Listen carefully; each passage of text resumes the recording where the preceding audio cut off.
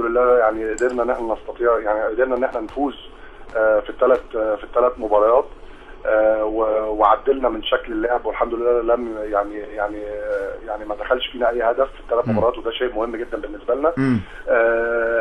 اللعيبه اللي موجوده معانا الحمد لله كلهم افيلبل او كلهم متاحين لمباراه نهائي الكاس باذن الله. طيب هل بالفعل تلقيت اتصال من الكابتن احمد سليمان عضو مجلس اداره بيطالب بضم محمود فتح الله واحمد جعفر لمعسكر المباراه النهائيه؟ لا يا فندم، مفيش اي اتصالات. احنا واخدين قرار مع المجلس. ايوه انت واخد قرار، لكنه هناك رغبه من مجلس اداره. مفيش اي حد بلغني بهذا الكلام. انا اول مره اسمعه منك يا باشمهندس. اول مره تسمع مني. احنا واخدين قرار ان احنا اللعيبه اللي بدانا بيهم مباراه بتروجيت، وهو ده كلامنا كان مع اللعيبه، هم في حال استمرارنا في الكاس حتى النهائي هم اللي هياخدوا الفرصه لغايه اخر دقيقه في الكاس. هل بالفعل بتفكر في معاقبه محمد ابراهيم من جديد؟ لا محمد ابراهيم لا، مفيش. بالعكس محمد ابراهيم انا كان عندي جلسه معاه قبل مباراه وادي دجله ب 72 ساعه. شرحت له فيها كل اخطائه في الفتره اللي فاتت، وهي كانت قعده يعني نصيحه اكتر ما هي قعده مدرب للعيب. شرحت فيها كل اخطائه بره الملعب وجوه الملعب، وهو وعدني ان هو هيكون قدوه في الفتره اللي جايه، وان هو هيكون ملتزم بشكل جدا. والحقيقه من اول ما انضم للمعسكر قبل مباراه وادي دجله كان ملتزم بشكل كبير جدا خارج الملعب، وداخل الملعب في مباراه وادي دجله نفذ كل اللي مطلوب منه. وبالعكس انا سعيد بالروح الجديده اللي عاد بيها محمد ابراهيم. يعني هو موجود في المعسكر في مباراه النهائي، مفيش عقوبه طبعا. حازم امام، هل بالفعل كان الدور على عبد الشافي في تسديد ركلات الجزاء وهو تقدم لها؟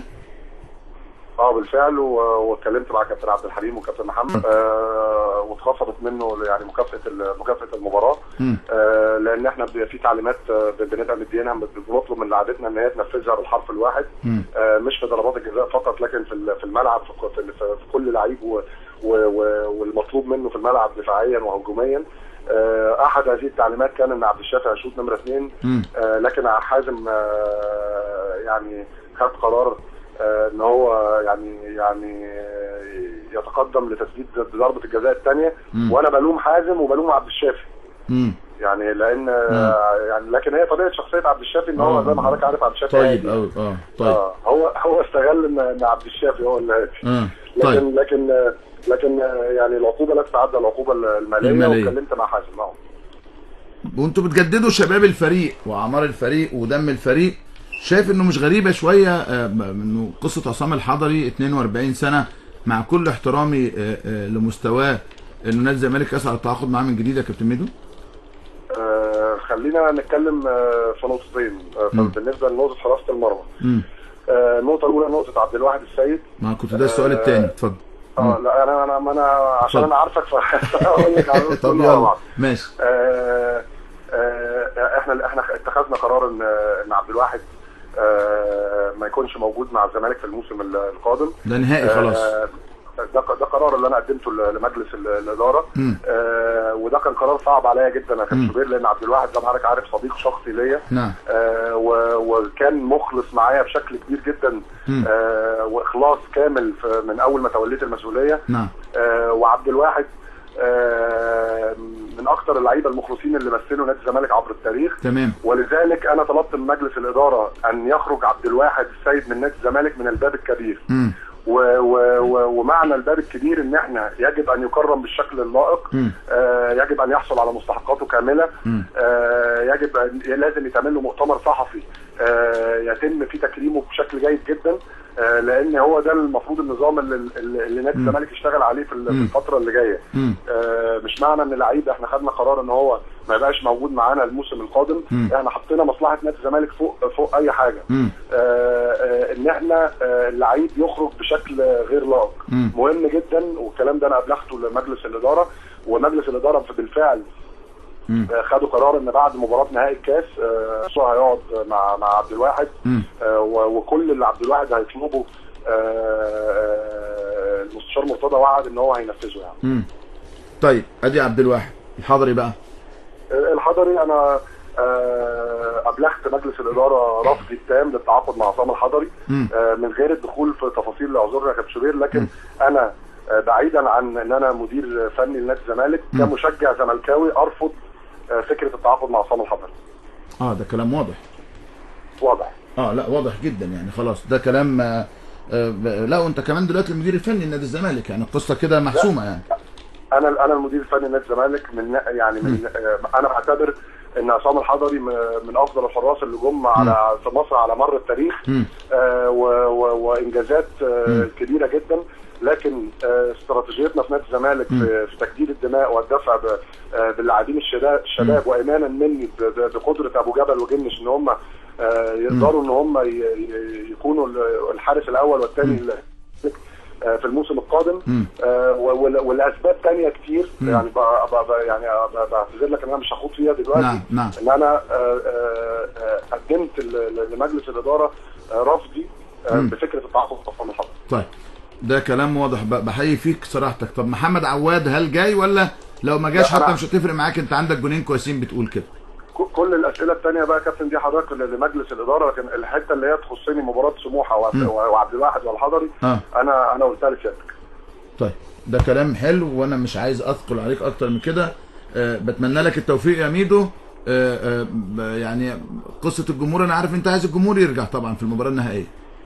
طبعا نتمنى الكلام اللي جالنا الاخير ان المباراه ستقام او في القاهره او في اسكندريه. لا في القاهره نهائي خلاص في استاد القاهره. نهائي في القاهره، وان في اجتماع مع سياده المستشار مع وزير الداخليه، مع سياده الوزير، وان سياده المستشار هيطالب وبشده ان يكون موجود جمهور كما وعدت الوزاره ان نهائي كاس مصر سيقام بجماهير. ميدو بشكرك وبتمنى لك التوفيق. بشكرك شكرا جزيلا. انا بحب الوضوح والصراحه، بحب الناس دي. فميدو كان واضح جدا في قصه عبد الواحد السيد، خلاص عبد الواحد بره نادي الزمالك. ميدو كان واضح جدا في قصه الحضري انه رافض وجود الحضري في نادي الزمالك. ميدو كان واضح جدا في انه متمسك بمحمد ابراهيم ومحمد ابراهيم وحازم امام. ميدو كان واضح جدا انه رفض دخول محمود فتح الله واحمد جعفر معسكر الفريق. دي عناوين مهمه جدا. انا الحقيقه دايما بحب ابقى صانع للخبر، يعني ما احبش اجيب اخبار من المواقع. لازم اقول لكم شويه اخبار من المواقع دي مهمه جدا، لكن انا بحب ابقى صانع للخبر لانه ببقى معايا فريق عمل، فكلنا بنجتهد عشان نعمل ده، سواء اسلام صادق، سناء الحلواني، مصطفى عادل، دانيال جورج، عبد الحميد فراج، آية حمروشي. دي فرقتنا، فريق العمل بتاعنا. معانا طبعا النهارده احمد امام، ومعانا الزملاء وفاء حامد وعماد بدوي بيبقوا موجودين معانا باستمرار. يا رب ما اكونش ناسي اسماء دول. خالد عباسط كمان ساعات بيبقى موجود بس مش موجود في رمضان.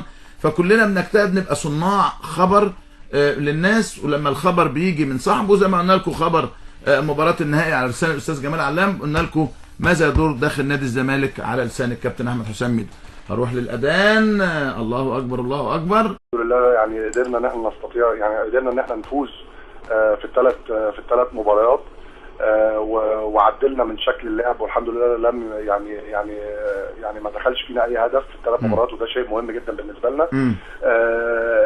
اللعيبه اللي موجوده معانا الحمد لله كلهم افيلبل او كلهم متاحين لمباراه نهائي الكاس باذن الله. طيب هل بالفعل تلقيت اتصال من الكابتن احمد سليمان عضو مجلس اداره بيطالب بضم محمود فتح الله واحمد جعفر لمعسكر المباراه النهائيه؟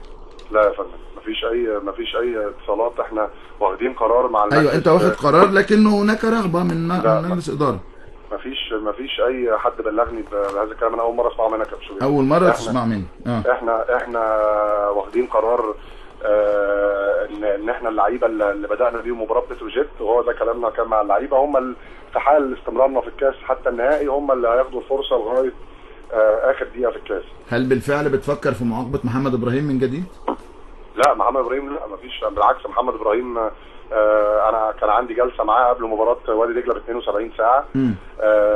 شرحت له فيها كل اخطائه في الفتره اللي فاتت، وهي كانت قعده يعني نصيحه اكتر ما هي كلام. لا وانت كمان دلوقتي المدير الفني لنادي الزمالك، يعني القصه كده محسومه يعني.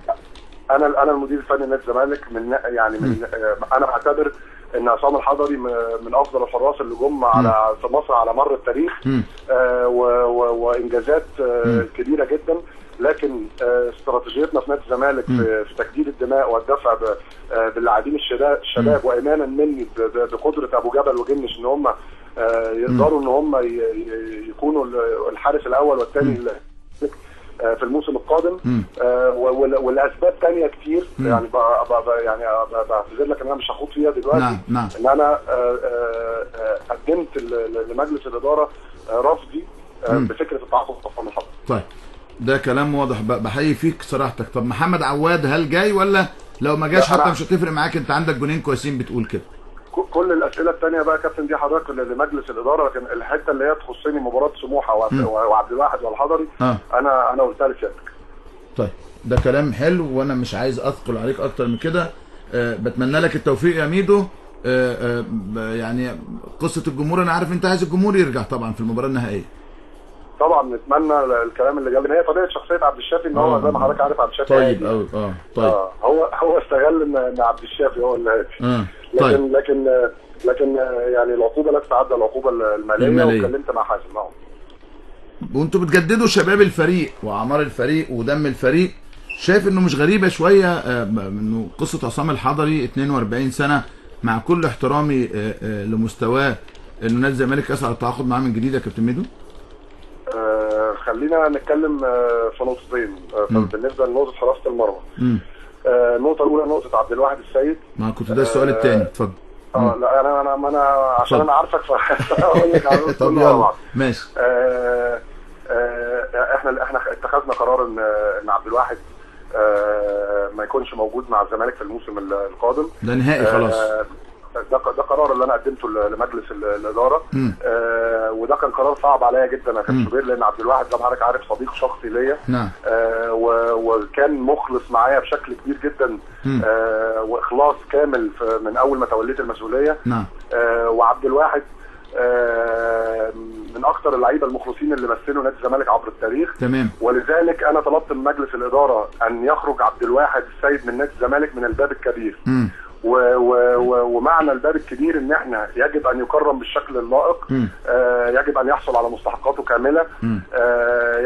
لازم يتعمل له مؤتمر صحفي يتم فيه تكريمه بشكل جيد جدا، لان هو ده المفروض النظام اللي نادي الزمالك يشتغل عليه في الفتره اللي جايه. مش معنى ان لعيب احنا خدنا قرار ان هو ما يبقاش موجود معانا الموسم القادم. احنا حطينا مصلحه نادي الزمالك فوق اي حاجه. ان احنا اللعيب يخرج بشكل غير لائق مهم جدا، والكلام ده انا ابلغته لمجلس الاداره، ومجلس الاداره بالفعل خدوا قرار ان بعد مباراه نهائي الكاس هيقعد مع عبد الواحد. وكل اللي عبد الواحد هيطلبه المستشار مرتضى وعد ان هو هينفذه يعني. طيب ادي عبد الواحد. الحضري بقى؟ الحضري انا ابلغت مجلس الاداره رفضي التام للتعاقد مع عصام الحضري من غير الدخول في تفاصيل اعذرنا يا كابتن شوبير. لكن انا بعيدا عن ان انا مدير فني لنادي الزمالك كمشجع زملكاوي ارفض فكره التعاقد مع عصام الحضري. ده كلام واضح. لا واضح جدا يعني. خلاص ده قعدة مدرب للعيب شرحت فيها كل اخطائه بره الملعب وجوه الملعب، وهو وعدني ان هو هيكون قدوه في الفتره اللي جايه، وان هو هيكون ملتزم بشكل جدا. والحقيقه من اول ما انضم للمعسكر قبل مباراه وادي دجله كان ملتزم بشكل كبير جدا خارج الملعب، وداخل الملعب في مباراه وادي دجله نفذ كل اللي مطلوب منه. وبالعكس انا سعيد بالروح الجديده اللي عاد بيها محمد ابراهيم. يعني هو موجود في المعسكر في مباراه النهائي، مفيش عقوبه طبعا. حازم امام، هل بالفعل كان الدور على عبد الشافي في تسديد ركلات الجزاء وهو تقدم لها؟ بالفعل، واتكلمت مع كابتن عبد الحليم وكابتن محمد واتخصمت منه يعني مكافاه المباراه. لان احنا في تعليمات بنبقى مدينها، بنطلب من لاعبتنا ان هي تنفذها بالحرف الواحد. مش في ضربات الجزاء فقط، لكن في الملعب في كل لعيب والمطلوب منه في الملعب دفاعيا وهجوميا. احد هذه التعليمات كان ان عبد الشافي هيشوط نمره 2. لكن حازم يعني خد قرار ان هو يعني يتقدم لتسديد ضربه الجزاء الثانيه. وانا بلوم حازم وبلوم عبد الشافي يعني، لان يعني لكن